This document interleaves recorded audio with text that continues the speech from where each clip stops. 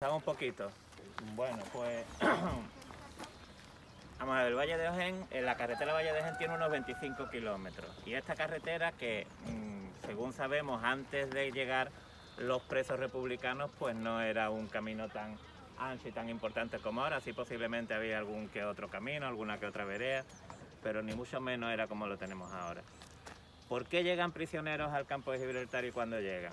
Pues van a llegar en la posguerra, aunque las unidades de castigo, unidades disciplinarias, durante la guerra ya la tiene el ejército franquista, al campo de Gibraltar van a llegar en mayo de 1939.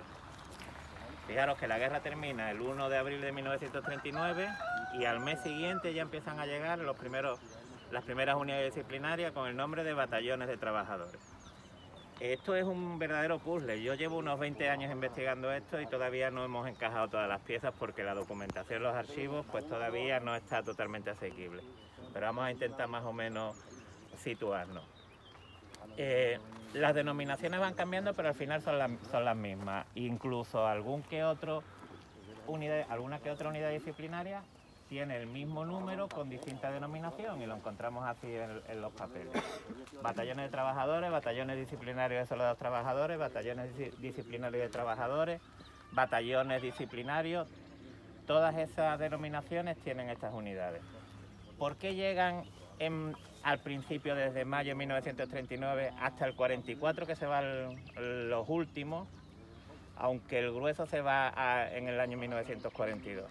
Pues van a llegar porque para el Estado Mayor franquista, después de la Guerra Civil, estamos en un contexto de preguerra mundial, va a decidir que tiene que fortificar la orilla norte del estrecho y la orilla sur del estrecho, ambas orillas. Y la fortificación corría prisa, se sabía que iba a haber una Segunda Guerra Mundial y dentro de este simbolismo del nuevo Estado franquista, lo que se pretende es, porque es el objetivo del Estado Mayor franquista en documentos que han sido desclasificados hace poco, es controlar el estrecho, invadir Gibraltar y controlar Gibraltar, y una vez controlado del estrecho, entrar en la Segunda Guerra Mundial, que se preveía ya en una posición de fuerza. Esto necesitaba una premura de tiempo impresionante, y por eso van a empezar a venir prisioneros desde un mes después de acabar la guerra, desde mayo que empiezan a venir los primeros. Se van a organizar en distintas unidades disciplinarias con las denominaciones que dice. Cada una va a tener entre 600 y 1000 prisioneros, más los soldados de escolta del ejército franquista, los oficiales, y normalmente la manda un capitán o un comandante según la importancia del batallón. Aquí vamos a ver, en los textos esto viene, vamos a ver qué batallones y dónde estaban las ubicaciones en este camino y qué batallones lo hicieron y cuándo. Que sí que esas piezas del puzzle más o menos la tenemos, ¿de acuerdo? A ver, más cosas, porque son tantísimas. Van a llegar en la posguerra aquí. Son prisioneros que vienen de todas partes de España, se les desvincula de su ámbito un poco de influencia, o sea que los campos gibraltareños normalmente van a estar, que hubo muchos en batallones, en unidades disciplinarias, en Navarra, en el País Vasco, encontramos la mayoría, y aquí van a estar de todas partes de España.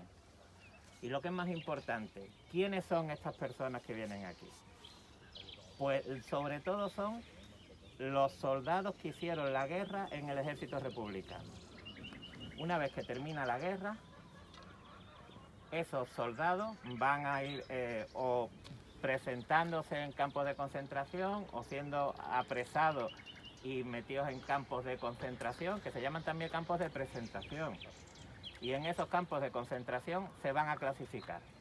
Ahí venían los falangistas de cada ciudad, de cada pueblo, iban cogiendo los nombres de los que eran de su pueblo y se le pedía un informe de su comportamiento al pueblo de donde fuera.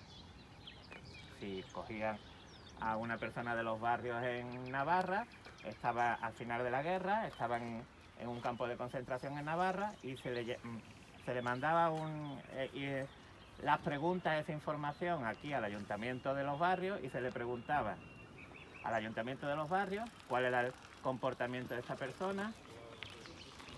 Se le preguntaba al jefe de falange, que muchas veces era también el alcalde, en el caso de los barrios también, al cura del pueblo, y al jefe de la Guardia Civil, jefe de la Comandancia del Puerto. Normalmente los informes son todos iguales, o sea que están calcados unos de otros, que no es que uno opinara uno y uno otro. Vemos en la documentación que son todos exactamente iguales. Era una persona de orden, iba a misa todos los domingos, pocas veces, o la mayoría de las veces, pues estaba vinculado a las izquierdas, votó al Frente Popular, no pisaba la iglesia, etcétera, etcétera. ¿De acuerdo? ¿Por qué son poco conocidos ahora ya un poco más, las unidades disciplinarias, los batallones de trabajadores? Pues porque pertenecen a personas, estaban personas que no eran ni los alcaldes, ni los concejales, ni gente importante dentro del contexto político de la Segunda República. Era gente que le había tocado, también evidentemente votantes y todo eso, que le había tocado hacer la mili o hacer la guerra con la República, y que no consiguieron esa documentación que dijera que eran personas de orden. ¿Qué implicaba eso? Pues implicaba que tenían que pagar su culpa en unidades disciplinarias. Y además está muy claro en lo que planteaban el Estado Mayor franquista. Planteaban que tenemos aproximadamente 500.000 personas prisioneros. Eso nos cuesta un dinero impresionante.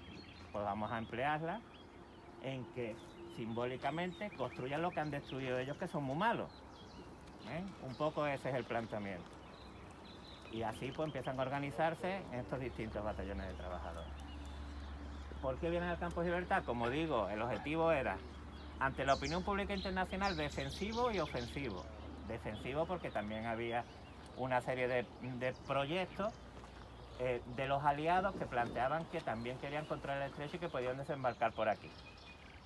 Pero también eran ofensivos. También había una parte ofensiva que estaban preparando para controlar el estrecho, invadir Gibraltar, y de esta manera, una vez controlado el estrecho, pues tener una posición de fuerza para entrar en la Segunda Guerra Mundial. Simbólicamente Franco no iba a dejar a Alemania que invadiera Gibraltar, tenía que ser él. Y por eso todos estos planes son anteriores a la Operación Fénix tan famosa, que después Alemania llega y dice, venga, vamos a ver cómo podemos invadir. Franco está esperando el momento, no llega el momento porque la guerra está medio que, llega después Hitler y tampoco llega el momento. ¿Cuándo empiezan a irse terminando los batallones aquí en esta zona? Pues cuando Alemania empieza a perder la guerra. Cuando no controla el canal de Suez, estamos hablando del año 42, y Franco sigue jugando ese doble juego. No, nosotros estamos fortificando esto para defendernos. Y sigue fortificando, pero ya con menos presión. Y ya empieza a haber menos prisioneros. Un poco ese es el contexto. ¿Por qué esta carretera es importante?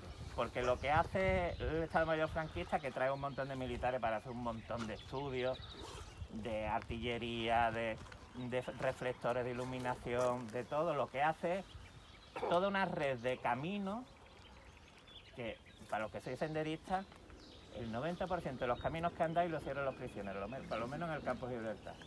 Y los principales son la carretera militar del Estrecho, la que va por la costa, de Algeciras, del Faro hasta Tarifa.